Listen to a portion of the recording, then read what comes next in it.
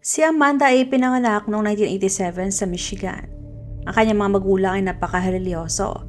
Ang kanyang ama ay isang pastor sa kanilang local church at lumipat ang kanilang pamilya mula sa Michigan papuntang Indiana noong taong 1995. Kilala si Amanda na mabait at may malasakit na anak at napakalapit niya sa kanyang mga kapatid na sina Amber at James. Napakadedikado ni Amanda sa kanyang pag-aaral at wala itong kaaway o naging problema sa kanya ang kanyang mga magulang. Graduate siya mula sa Elkhart Christian Academy noong taong 2006 at nagdesisyon na lumipas sa Florida.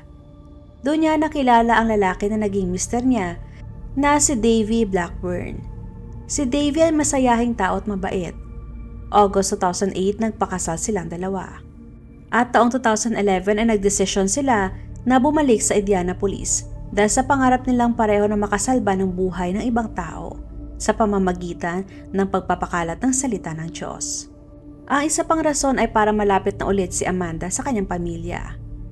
Taong 2014, ipinanganak ni Amanda ang unang nilang anak na si Weston. Naging pastor si Davey ng kanilang simbahan. Si Amanda naman ay nanatiling aktibo sa pamamagitan ng pagsali sa mga marathons kasama ng kanyang mga kapatid at mga magulang. Si Davey naman ay pinapanatili ang magandang katawan at mental health sa pamamagitan ng regular na pag-workout sa LA Fitness. Sa kanilang mga social media ay makikita kung gaano kasaya at kakontento sa buhay ang mag-asawa. Sila ay napapalibutan ng kanilang pamilya, mga kaibigan at mga kasamahan sa kanilang simbahan. Taong 2015 ay muling nabuntis si Amanda.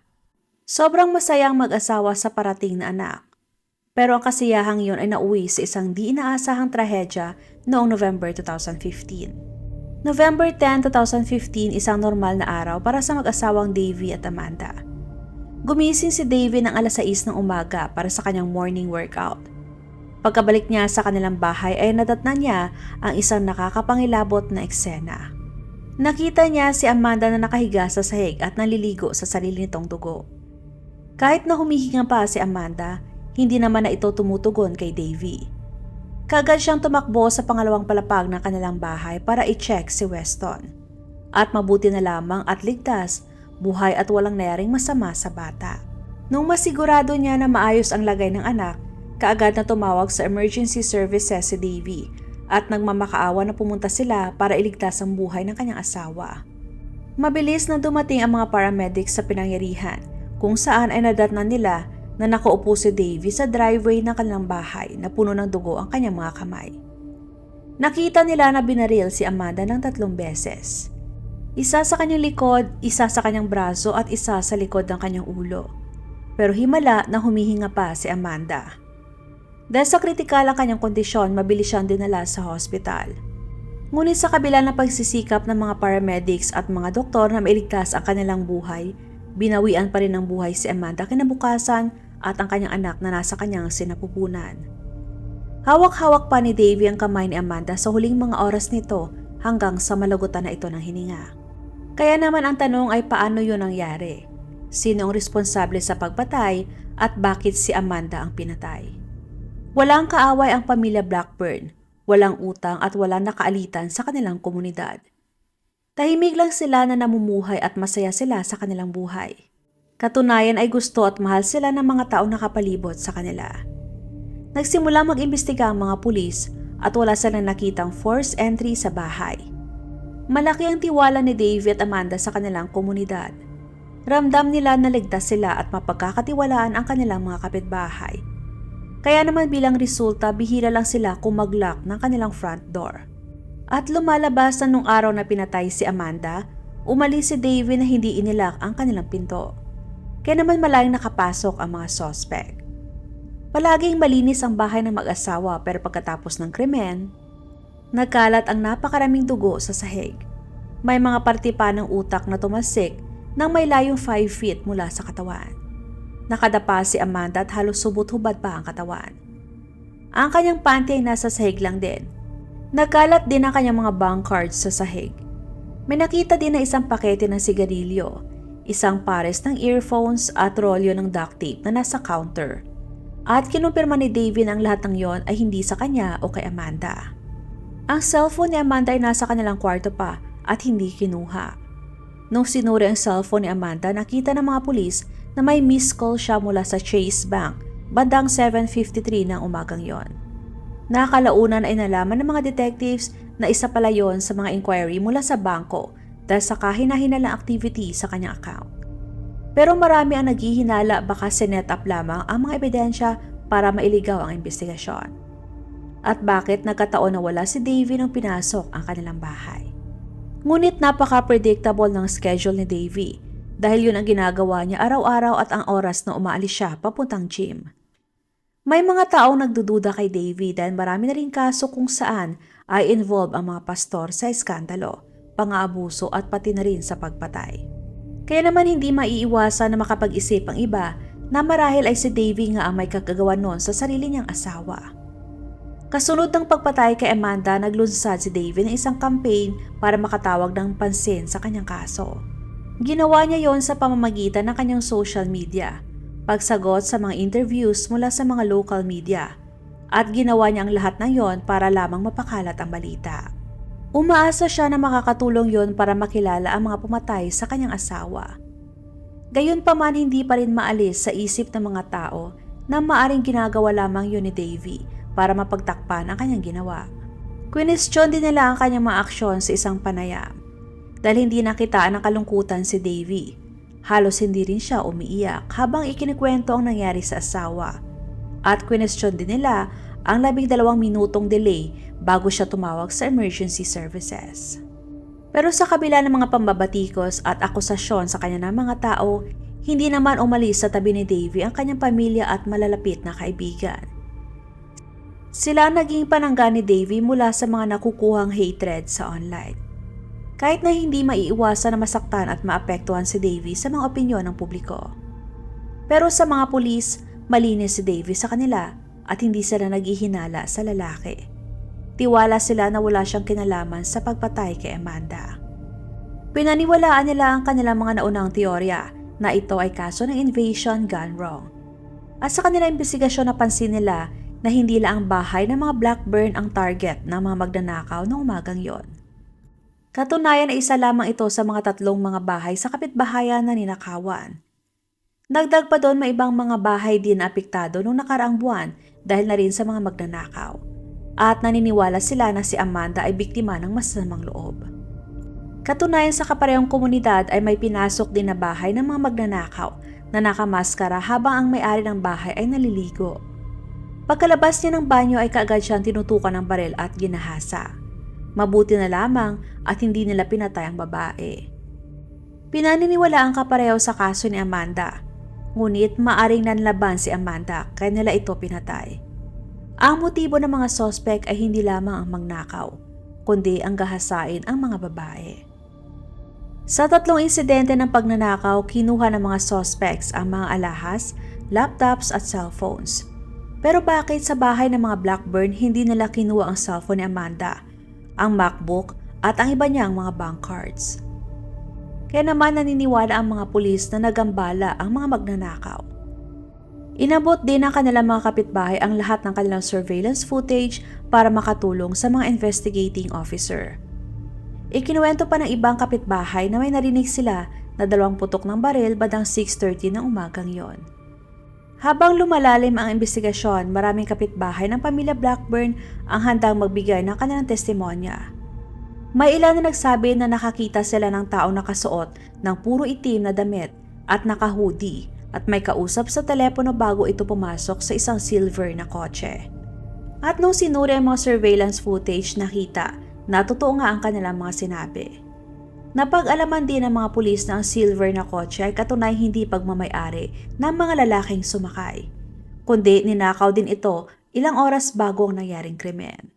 Bandang 5:23 ng umaga, may tumawag sa pulis ng Indiana Police para i-report na ninakaw ang kanyang sasakyan.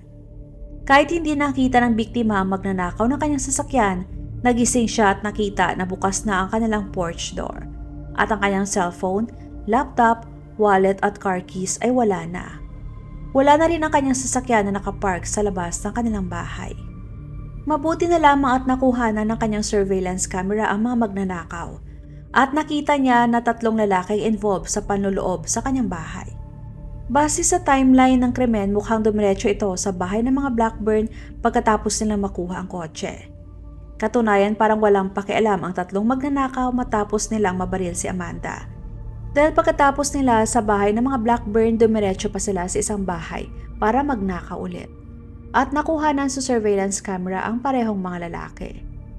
Sa huling bahay na ninakawan nila ay walang tao, kaya naman malaya nilang nakuha ang mga bagay na gusto nila. Nagawa pa nilang uminom ng wine bago tuluyang umalis, na nakatulong pa sa mga pulis para makuha ang kanilang mga DNA. At bagamat natanggal na ang plaka sa sadaling nakawin nila ang sasakyan, nasa mga pulis pa rin ang make, modelo at kulay ng sasakyan. Kaya naman mas madali para sa mga pulis na mahanap ito. Isang araw lang nakakalipas ay nahanap nga ang sasakyan sa lugar na ilang minuto lamang layo mula sa pinangyarihan ng krimen. Sa loob ng sasakyan ay nakita na may ilang mga bagay, gaya na lamang ng XXL na panlalaking sweater, isang bag ng orange, isang universal remote, pink na panlalaking t-shirt at resibo mula sa ATM na may nakasulat na failed payment mula sa winidraw nila na $500 mula sa debit card ni Amanda. Ang resibo ay nagmula sa isang ATM sa gas station na malapit sa bahay nila Amanda at Davey. Ang pink na t-shirt na yon ay katunayang ginamit ng isang suspect para itakip sa kanyang mukha habang ginagawa ang pagnanakaw. At malas lang niya, iniwan niya ito sa sasakyan. Kaya naman may naiwang DNA sa t-shirt na siyang ginamit ng mga pulis para malink sa kaso. Dahil ang DNA ay nag-match sa 21-year-old na si Jaylen E. Watson. Isang lalaki na kamakailan lang ay pinalaya sa kanyang parole dahil din sa kasong pagnanakaw. Habang inaanalisa ng mga pulis ang profile ni Jaylen, ang mga krimen na gawa niya ay katunayang konektado sa isa pang kasabwat na nagngangalang Diano Gordon. Lumalabas na ang dalawang lalaki ay parehong minomonitor pa ng mga kapulisan habang sila ay nakaparol. Kasama na nga doon ang pag-track ng kanilang mga cellphone activities. Nung sinuri ang kanilang mga telepono, nakumpirma na sila ay parehong nasa 3 locations na kanilang mga ninakawan. Kasama na doon ang location ng ATM kung saan nila sinubukang mag-withdraw mula sa debit card ni Amanda. Sa karagdagang investigasyon ay nagpapakita na makailang beses na tumawag ang dalawa noong umaga na nangyaring insidente. Kasama ang isa pang lalaki na kasabwat din nila na si Larry Taylor, 18 years old. Nalaman din ng mga pulis na magkasama ang tatlo gabi bagong nangyaring pagnanakaw at pagpatay kay Amanda. 11 araw matapos mamatay ni Amanda, nahuli si Larry sa hinalang pagpatay, pagnanakaw at panluloob. At December ng kaparehong taon, nahuli naman sina Jaylen at Diano. Si Diano ay tinanggap ang plea deal kapalit ng kanyang testimonya laban sa dalawa niyang kaibigan na sina Larry at Jaylen. Ayon kay Diano, napagkasunduan nilang tatlo na magnakaw sa mga kabahayan. Pero si Larry ang nagsabi na magdala sila ng baril. Ayon sa kanilang plano, pagkatapos nila makapasok sa bahay, si Larry ang siyang papasok sa kwarto ng mga biktima habang sila ay natutulog. Dahil kung magising man ang mga ito, kaya nang protektahan ang kanyang sarili dahil sa kanyang baril. Pero sa kasamaang palad ay hindi yun umubra kay Amanda dahil ang krimen ay nag-iba. Mula sa pagnanakaw ay nauwi ito sa hostage situation. Dahil pagkapasok nila sa bahay ay nakita sila ni Amanda. Kaagad ang tinutukan ni Larry ng baril si Amanda, samantalang kinuha naman ni Jaylen at Diano ang credit card ni Amanda at dali-dali nagmaneho papunta sa malapit na ATM. Habang nasa bahay lang si Larry kasama si Amanda, patuloy naman sila nagtatawagan para makuha ang PIN number ng card. Pero maling PIN ang ibinibigay ni Amanda kaya naman hindi sila nagtagumpay na makakuha ng pera. Dahil sa ginawa ni Amanda, bigla na lamang siyang sinuntok ni Larry at binaril ng 3 beses. Pagkatapos noon ay muli niyang tinawagan sina Jaylen at Diano para sunduin na siya. Kaya naman, siya lang ang nakuhanan sa mga surveillance camera na pumasok sa loob ng sasakyan. Sinabi pa ni Diano na parang nagmamalaki pa si Larry sa ginawa niya kay Amanda. At sinabi pa niya na maghanda sila sa sunod na bahay na pagnanakawan nila. Kinasuhan si Larry ng 1 count of burglary, robbery resulting in serious bodily harm, criminal confinement, auto theft, carrying a gun without a license at 2 counts ng felony murder. Ang 2 counts of murder case ni Larry ay para sa pagpatay niya kay Amanda at sa isa pang lalaki na pinatay din niya sa kaparehong taon at hindi yon para sa baby ni Amanda na nasa kanyang sinapupunan pa. Si Jaylen ay handa rin na bumaliktad laban kay Larry. Pagkatapos ng mahabang trial, si Larry ay napatunayang guilty sa lahat ng kaso laban sa kanya at siya ay sinentensyahan ng 86 years na pagkakakulong. Si Jaylen ay nakatanggap ng 29 years na pagkakakulong na kalaunan ay ginawa na lamang 50 years. Kinakailangan niyang pagsilbihan ang 10 taon niya sa kulungan at ang 5 taon naman ay para sa kanyang probation.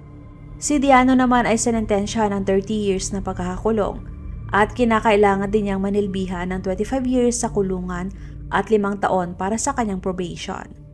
Nagantay pa ng halos 7 taon ang pamilya ni Amanda bago nila makuha ang hustisya sa kanyang pagkamatay. Si Davey naman ay nagkaroon ulit ng bagong karelasyon wala pa 1 taon matapos mamatay ni Amanda at nagpakasal muli pagkatapos na mahigit 1 taon lamang. Kaya naman nakatanggap ulit ng pambabatiko si Davey mula sa publiko dahil sa napakabilis niyang mag-move on sa kabila ng biglang pagkamatay ng babaeng ina ng kanyang mga anak. Pero ganun pa man, suportado pa rin siya ng kanyang pamilya at ng pamilya ni Amanda. Please support po my second channel na Usaping Krimen. Salitan ang pag-upload ko sa kada channel kaya kung gusto niyo na makapanood ng crime story araw-araw, maaari lamang po na i-check ang bawat channel para sa mga panibagong videos. Maraming salamat!